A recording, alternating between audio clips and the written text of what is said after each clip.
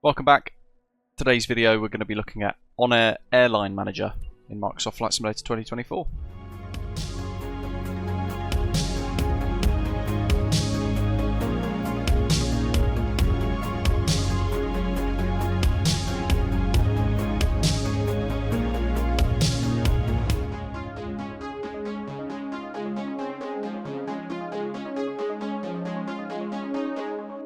So the sim's booting in the background. Welcome on board to wherever you are in the world. Hit like, hit subscribe as always. You guys know the drill by now. Let us know what you think in the comments section below. A little while ago we covered Fly the Line short haul edition from our friends at JustFlight. We've more recently had a little look at Simbit World's Pilot's Life Chapter 2. And out of the two, I drew my kind of preference towards Fly the Line, the way that that's been created and the experience that that offers. But now, today we take a look at OnAir Airline Manager, which is probably, most people using it would argue, the most immersive, complex, potentially, career mode that is on offer at the moment. So we're going to dive in and have a little look to see what we have in comparison to the other options that we've had a little look at so far. Now, if you wanted an entire year as a subscription for this, because this works as a subscription package, it's €3.50 a month, which equates to €42, and that's billed every 12 months. €40, as I record this video, equates to about £37 sterling, thereabouts, and near enough $50 for those of you in the States. And you can either get it direct from OnAir.company or you can pick it up via Sim Market. I always think these sorts of things are probably best done directly via the actual developer themselves.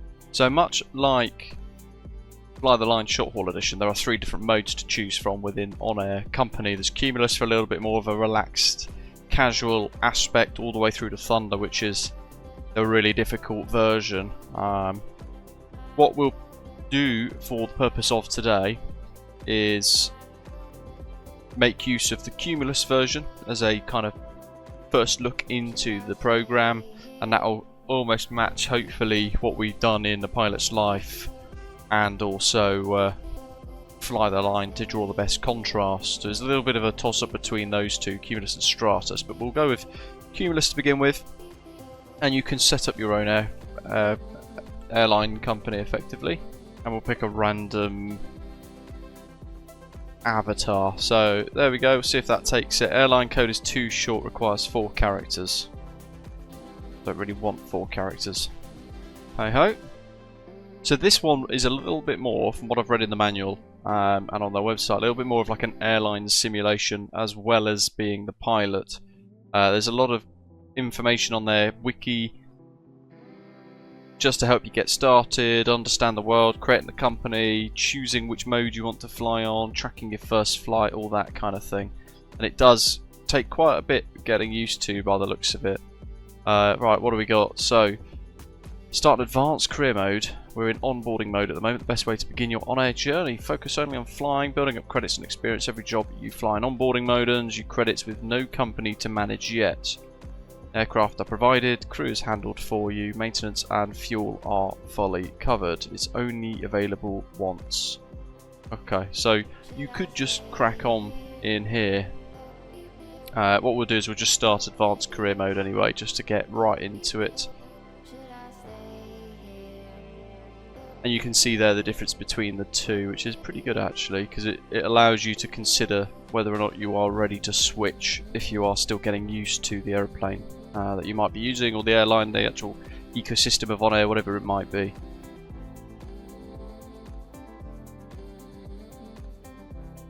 The good thing to note there though is if you're onboarding for a particularly long time and you're building up your XP or whatever, you'll get a startup bonus based on your freelance progress when you switch to advanced career mode. You may also choose the airliner start, giving you enough capital to lease a 737 or A320. Well, let's hope we can get that. It's a very clean user interface. Very, very clean user interface actually. It looks very well established, very well thought out as well. 1.7 mil of cash. Juicy.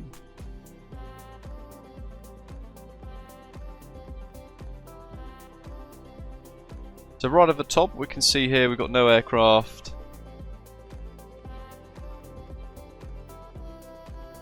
Different dashboards for the different industries. It's one heck of a simulation really actually within... Outside of the sim it's an additional simulation. It's probably the best way to explain it.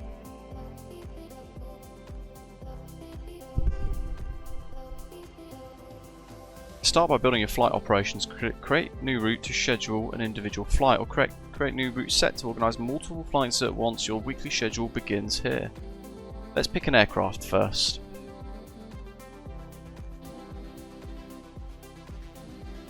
So we've got the 737 MAX 8, and interestingly it's not giving me any other options. So interestingly it only is giving me the 737 MAX 8, which is fine because it's a really cool aeroplane to fly. It's pretty epic. Or you can actually just go through the database and have a little look. So we'll just review that and see what it gives us. See, already if we were in Fly the Line short haul edition, we'd be setting up our aircraft profile, selecting a load of routes, and we'd probably be thinking about getting in and getting on our way.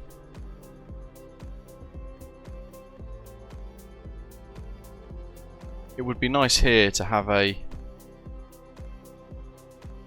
thing to see how much money we've got in the bank. There is a tick box to say show affordable aircraft only, so we could select A320s. Only one though. A320, or the Neo, or the 321, or the 321 Neo, so on and so forth. I think I will go for the 737 MAX 8, you know. Old faithful. Yeah, let's do it. So here we've been given a whole lot of information about the airframe. So condition, the engine status. That's a very low hours, MAX 8. But it is at Filton, not at Heathrow, so it likely need a positioning hop across. They're all at very odd places like Mildenhall, Fairford, Brize Norton, but interestingly none at Heathrow. So if we went to buy new, it'd be right at the top there, £85 million. Not in our budget, is it? Let's face it. Current cash 1.6 mil, and you must pay in advance for the first 3 weeks when you lease an aircraft. So we'll crack on and we'll lease this. What have we got? 20 business first.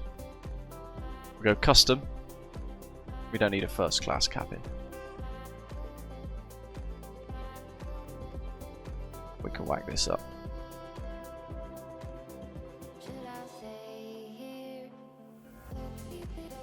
142 and 28. And actually already we don't have enough cash. So some of them we just cannot lease, but there are a few options here for renting.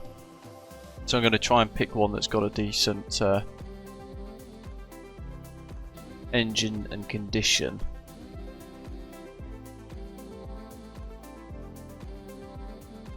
Like this one.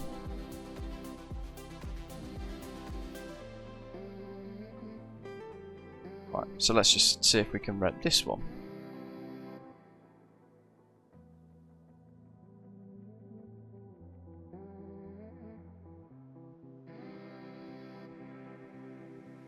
Which is in our budget.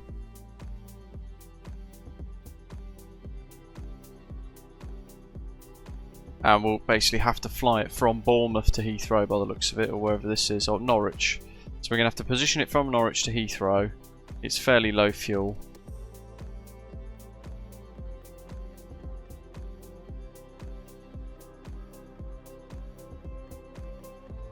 Get a job towards base. Generate standard job towards base Heathrow. Note that you may need to make several refuel stops to reach the destination.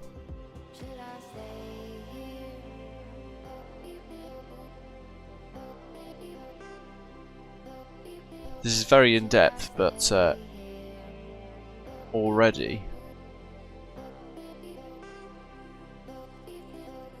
I don't have enough crew.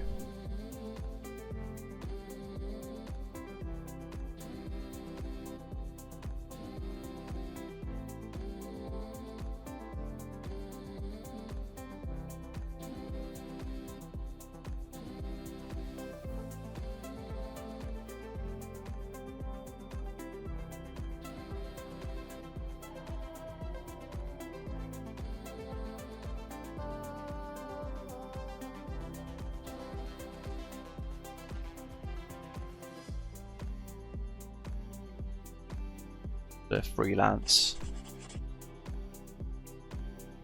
How do I go back?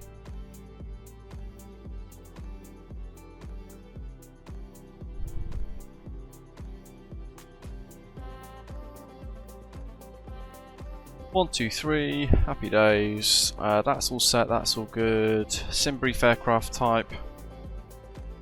Okay, right. So that's all the data fetched from Simbrief. That's all good.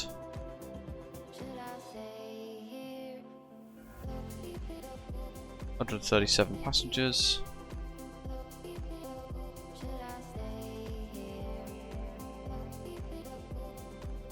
So that's done.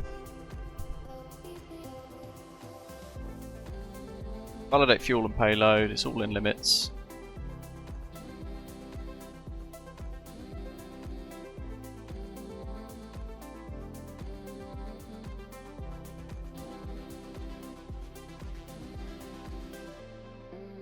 Looks pretty good. So we're going to hit fly now. Then it's going to ask us to basically load in. So quickly, very quickly do that. Already got the Osprey 737 MAX 8 ready to go. Got to find Norwich. Here it is. Default airport, unfortunately.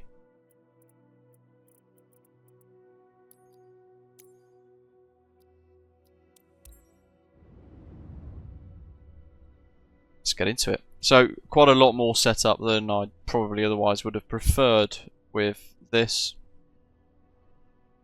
It's taken probably about twice as long to get into, get ready.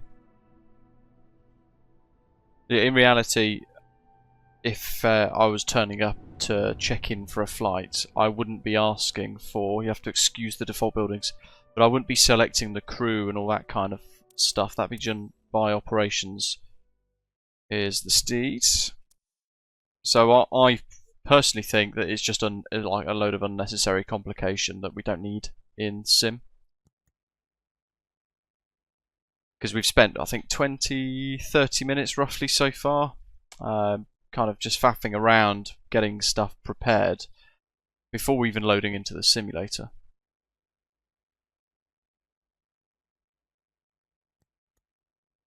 And then it feels like you're in a little bit of a rush to get started. Leave that on, actually.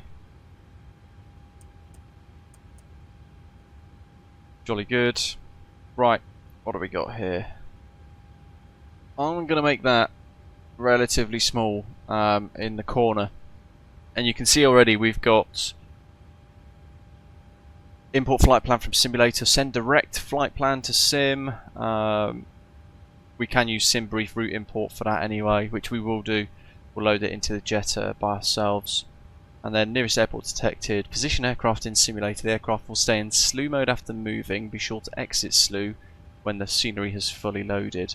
And then we've got on the bottom left a little bit of an overview of our loads today and our crew on board as well. We can see there very short flights coming in via Clacton into London Heathrow.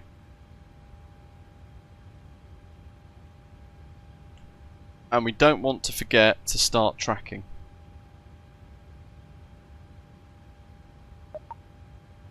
Dun dun. Right, here we go. There's a lot of data. Very neatly organised as well, actually. Very nice display. Start tracking with engines off. Lovely job. Click follow aircraft so it follows us. Right, so I'm going to spend a few minutes on the ground getting all of this set up, and then I will see you when we're ready to go. Right, welcome back to an inspired default Norwich. We're ready for push and start. We've got the aircraft all prepared, ready to go. We've briefed ourselves on the departure, though they are kind of non-existent with this today. Centre pumps are empty as well, so I've just shifted a bit of fuel around. We can turn those off. And we shall prepare for pushback and departure. I've no idea how this is going to handle it for us. So one thing that's a little bit interesting, and I don't know why it's doing it, but it keeps reverting back to kind of like no flight tracking in progress. Locking gear. So what we're going to do is we're going to wait until we actually start to push, and then I'm going to click it again to see if it starts to log anything. So whilst the UI is very clean and there is a whole lot of information on the wiki, it's still just a little bit confusing as to how it's actually tracking all of this. See, I can see the little aeroplane icon there moving, which is good. Suggests it's doing something. Your flight will be monitored until you land and shut down the engines. Just had an error report there pop up, asking me do I want to send a log and abort the flight. And for some reason it's just forced a load of fuel back in. I don't know why it's done that. So that popped up there saying that flight tracking was interrupted because I removed fuel. Basically it was trying to auto set the fuel amount again and force more than I wanted, but it didn't even add up to the amount that it was trying to auto set.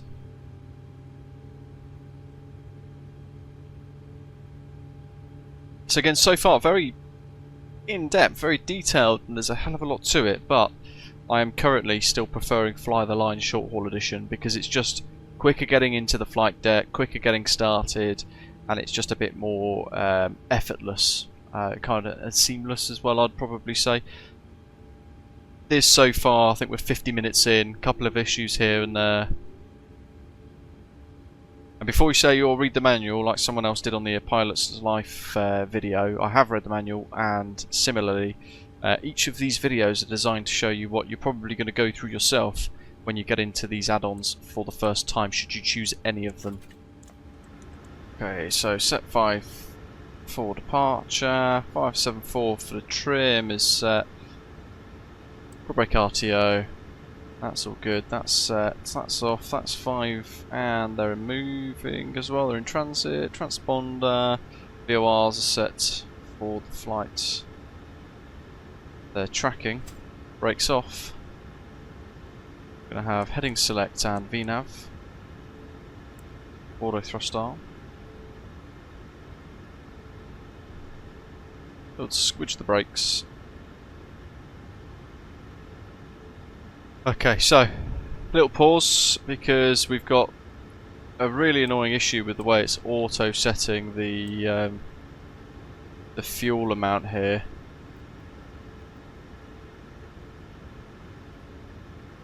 And it's changing the value by force quite considerably. If I turn that off, what it does is it gets confused and it basically pauses the flight tracking, which means that we can't track it properly. So we've got 5.75 tons of fuel on board. It's all in the centre tank for some reason, even though it shouldn't really be. So we're going to go ahead and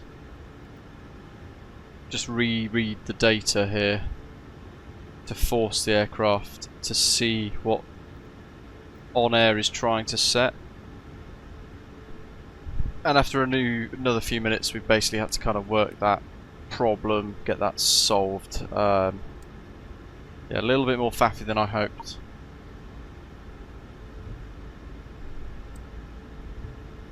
So we'll work down alpha.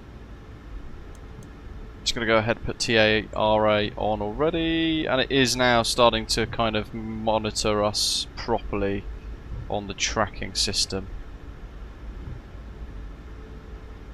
which looks like this. Again, very, very neat. Can't really complain about how that looks whatsoever. It's really nicely done. Lots of data being monitored and tracked by the looks of it as well.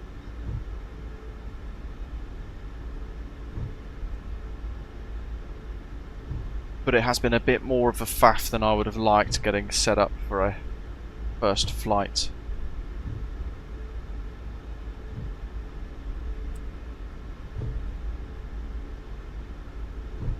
This also uses FSU IPC7 as well, for what it's worth. And like the others, it works on other simulators like X-Plane 2. Keep an eye on the speed. I'm using Navigraph for my charts, so I can just kind of keep an eye on where we want to go, which is going to be a right turn on Alpha. We need the centre tanks on anyway now.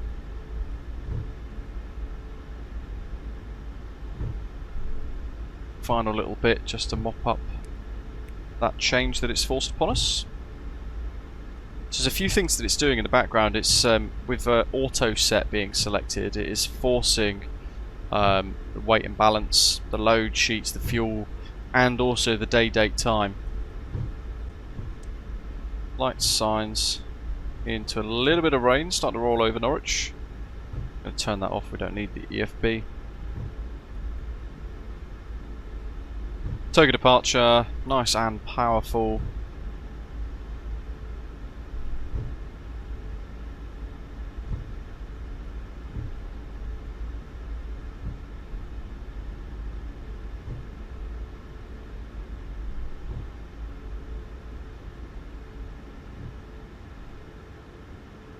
We'll use all of the runway because it is literally about 1,800 meters long.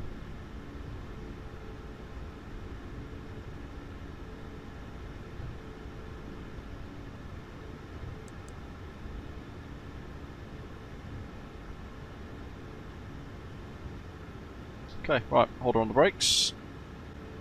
97 nautical miles, 12 minutes. Stick forwards. Spoiler up. We'll go for about 50%.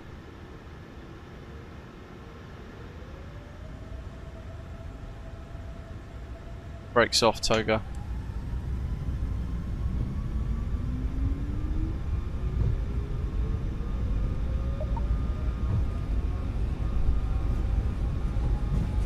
$80 knots.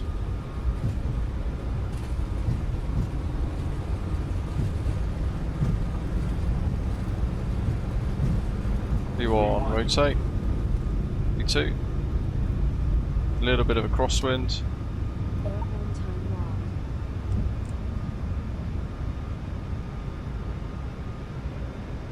Just to brake gear up.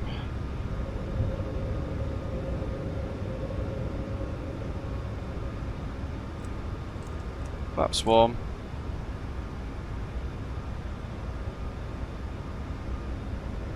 Gears up.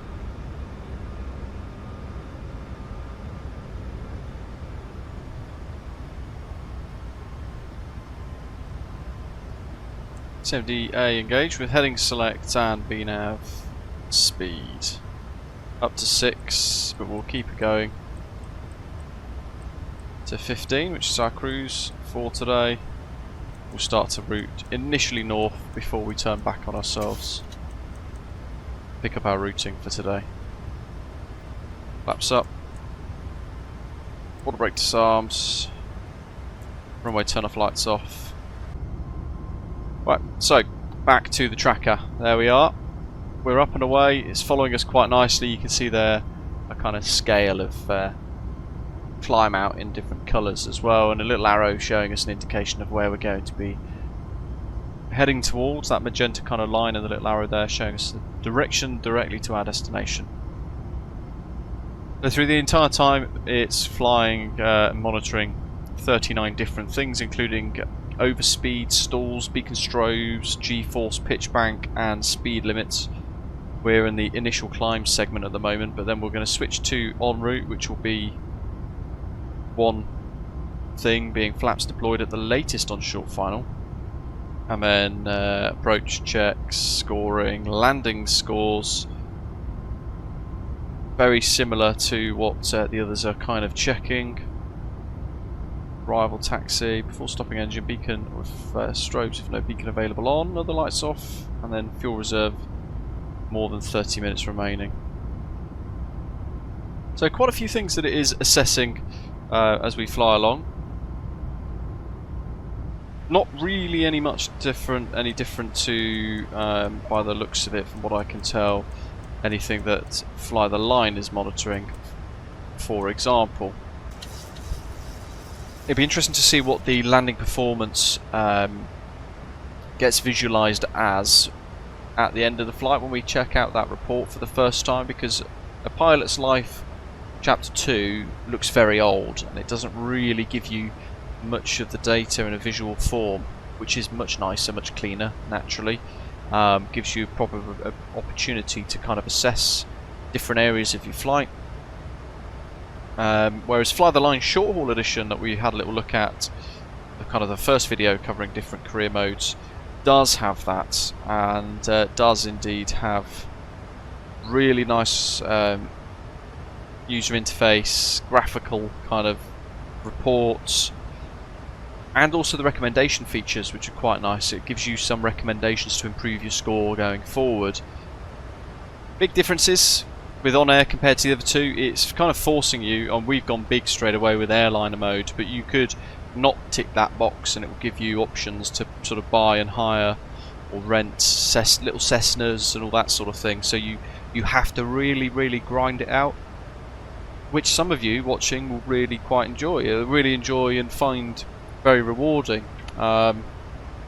If, however, you're perhaps like myself and you've got almost 2,000 hours in Microsoft Flight Simulator 2020 and 2024, and you predominantly fly airliners, I don't want to feel like I've gone kind of backwards a little bit. If I fly GA or anything like that, then usually it's in my own steam, going to explore a very specific part of the world for whatever reason. I want my experience to be in one of these big boys. So with that in mind, yeah, the airliner mode is what I've gravitated to naturally, because that's what I'm interested in. But we're all very different in this community. We all want something ever so slightly different from our experience, so that's why I'm covering all three of these big ones throughout different videos as well. And I'm always very curious to hear your thoughts in the comments section. OnAir does support virtual airlines. I'd need to look more into it though, because effectively the airline becomes alive within the ecosystem of the OnAir system, the environment if you like, so could become a little bit tricky potentially. And for me, managing an airline when I'm simming isn't something I really want to do, so I'd probably still find that I would be gravitating a tiny bit towards Fly the Line Short Haul Edition, but this does pretty well at what we've experienced so far, given the small quirks and issues that we've stumbled across prior to our departure today. But that's usually part and parcel with exploring a new bit of software anyway. We will find little things that they all have in different kind of setups to one another, and you've got to work that out. You've got to be able to kind of identify the differences between the 2 or 3 different pieces of software in order to fairly assess them. With the more realistic modes with OnAir, you can have AI crew, AI pilots flying for you. So in theory you can rent the aircraft that you might have out to AI pilots who can then go ahead and do work on your behalf in that kind of middle cumulus mode. Thunder mode, I think it was, the kind of more severe version, doesn't allow that. You have to be flying for your AI pilots to also be working, if that makes sense. So depending on which one you select, some are more restrictive than others. But again, from my experience, that's where Fly the Line kind of stays ahead so far, because whilst they all offer something very different, very unique, whilst at the same time trying to achieve the same thing, there's very different levels of realism, very different levels of theme, I suppose. OnAir, for example, what I've identified very early on is this is very much an airline simulator, as well as, well, like a company simulator, as well as a flight tracking software kit. So far, A Pilot's Life Chapter 2 as a bit of a in-descent summary of what we've experienced with the 3 different pieces so far, the different bits of software so far. Pilot's Life Chapter 2 is very detailed, lots of detail in fact, which is very nice, but somewhat old user interface, needs a heck of a bit of an update. and I found it extremely restrictive, which I wasn't massively a fan of, if I'm honest, as I explained in my Pilot's Life Chapter 2 video. Fly the Line Short Haul Edition, really nice. There's an element of lifestyle management involved in that program, but it's nothing too time consuming or intrusive, and there's 3 nice little modes that allows you to choose which one suits your lifestyle in reality better for the amount of simming that you might be able to do week by week or month by month. So more flexibility with Fly the Line Short Haul Edition, much quicker setup, getting loaded in and getting a flight tracked and ready to go. Really nice selection of real world airlines.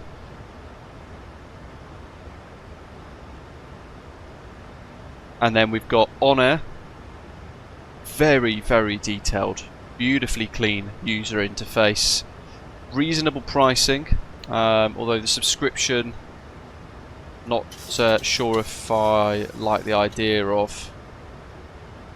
Jobs are easier to come by, as opposed to a Pilot's Life Chapter 2, where the job system for me seems quite frustrating, quite restrictive, very slow, very frustrating, a little bit older, a bit old school.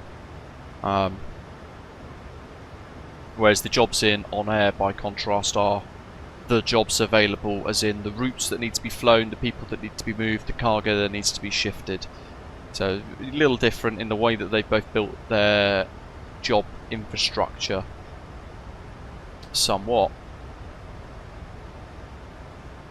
Yeah, very impressed with the user interface, but very slow to generate a flight so far, and a couple of little clunky bits where it's trying to force fuel load that I don't really want to take with me, but it's more than the minimum amount, so it's loaded more fuel, and that's not a bad thing.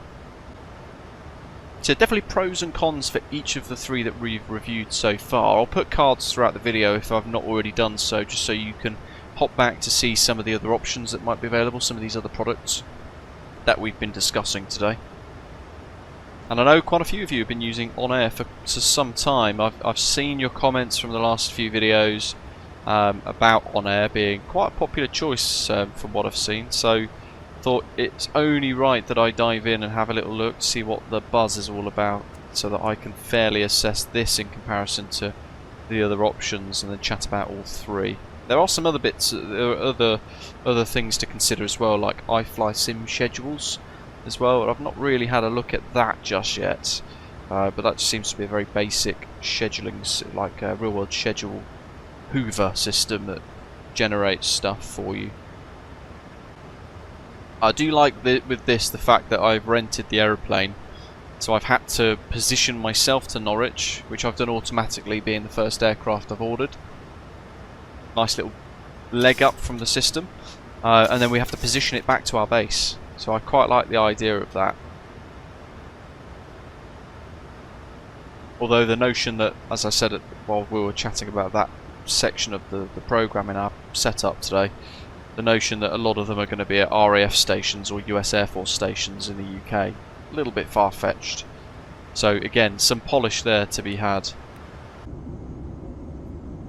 See, as with a lot of these programs, it's often very difficult to distinguish between them all, and hopefully you found these 3 videos useful, just showing you some of the features. Not all of them, it's very difficult to cover all of them in all 3, but some of the main features that you'll come across perhaps for the very first time using the program, should you select one over another.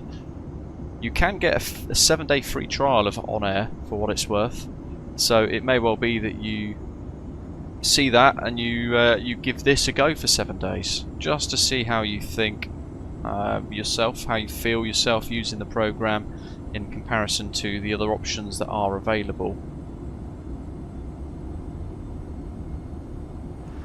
But it should give you a little bit more of an insight into what this does offer, along with the other 3 that the other 2 that we've checked out as well.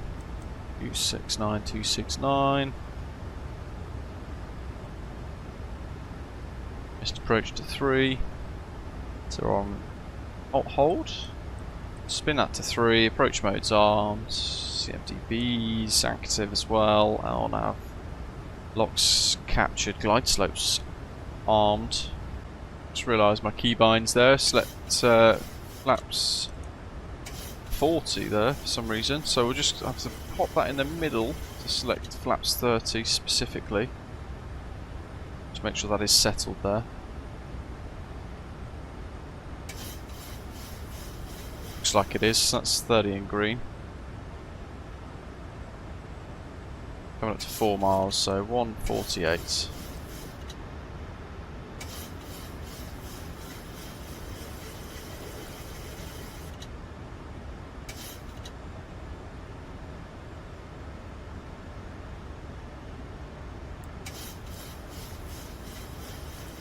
Okay, right, my controls.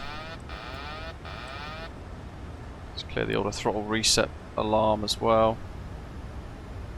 Just maintain pitch and power by the ILS. 1000.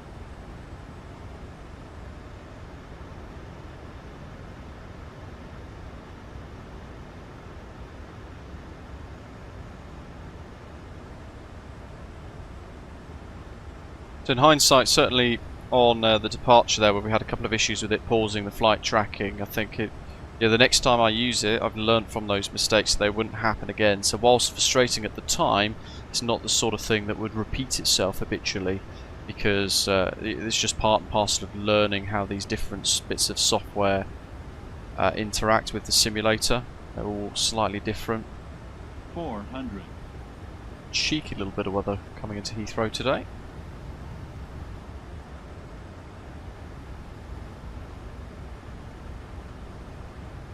300.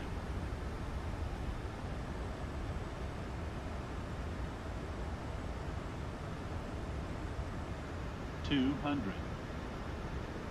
Just increase the speed a tiny bit, Approaching just minimum. with variable winds, some gusts. 100. Minimums. Continue. 50. 40. 30. 20. 10. Landing time log. Okie dokie, reverse green. Got to arm the speed brake, I think, didn't I? Naughty me. Oh well, it self-deploys.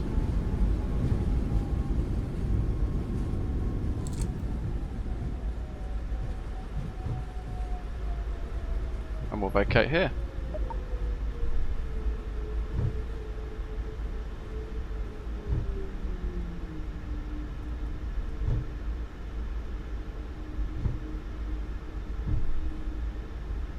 Very short taxi, conveniently going into that cul-de-sac there.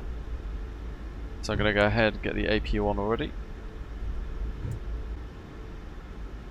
So there's a little announcement that happened on touchdown from the on-air program. I didn't quite catch what it was because as it happened, we were in the middle of touching down. So my focus is on that really, not some random announcement going on from the program. 309 up. Taxi lights off.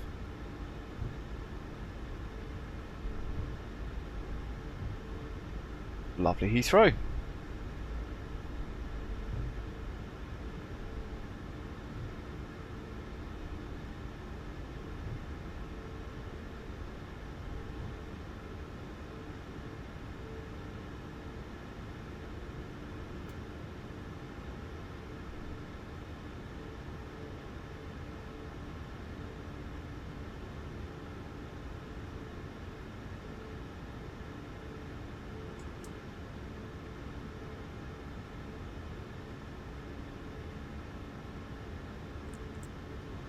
Engine off time logged.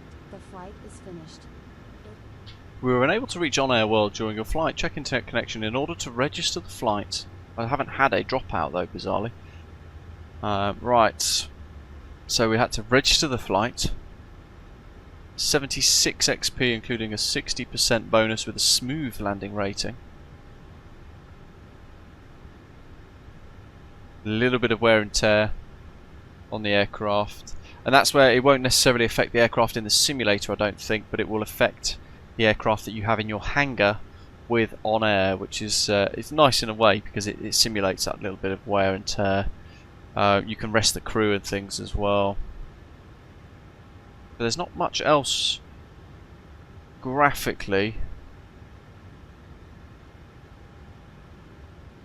It's deducted a slight bit of G-force for the score, which is weird because I actually thought it was a really smooth touchdown. Actually slightly short of the landing zone.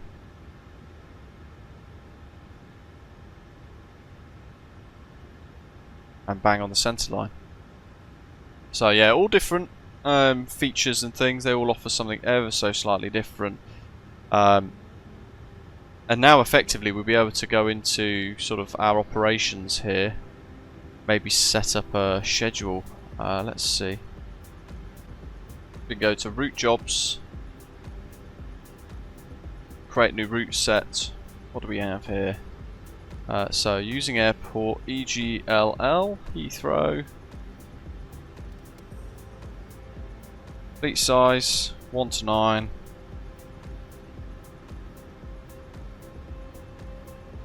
So this is actually selecting different airlines. Let's click BA. They don't operate 737 MAX 8, but it'll be interesting to see what it gives us. So starting at Heathrow.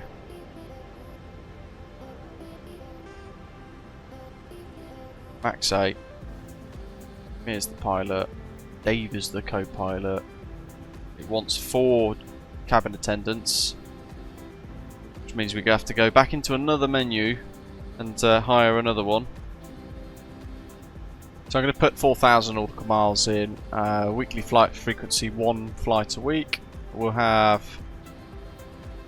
16 different distinct routes just to keep it snazzy, and then we'll select the 737 MAX 8. We'll pop in the crew like before, just to try and force it. There we go, generate route set, let's see what we get. So Heathrow to Gothenburg, quite a nice little selection of options actually here. It gives you fill rates of passengers and things, so we can accept that route set. And it's just to give you an idea roughly of what to expect when you actually start to build your schedules with OnAir as well. But definitely give the 7-day free trial a go. That's quite a nice little feature from them. Gives you opportunity to see how you get on with it and whether or not to buy in. But very, very clean user interface. Very impressed so far. But for me, the actual management of the company aspect is just too much for what I want in my sim experience. It took far too long getting things set up to then get into the simulator compared to, say, Fly the Line. But this, I think, is a hell of a lot better than a pilot's life by quite a margin, from user interface through to the way that it all kind of monitors tracks and works in the background, all of the different features within it that you can explore, and it is vast, really, really vast. It would take weeks to go through all of this. So yeah, give it a go. Let us know what you think in the comments below, and I'll put the link to OnAir.company down in the description below. But thank you very much for watching. I'm going to disembark the punters. I'll see you next time. Take care.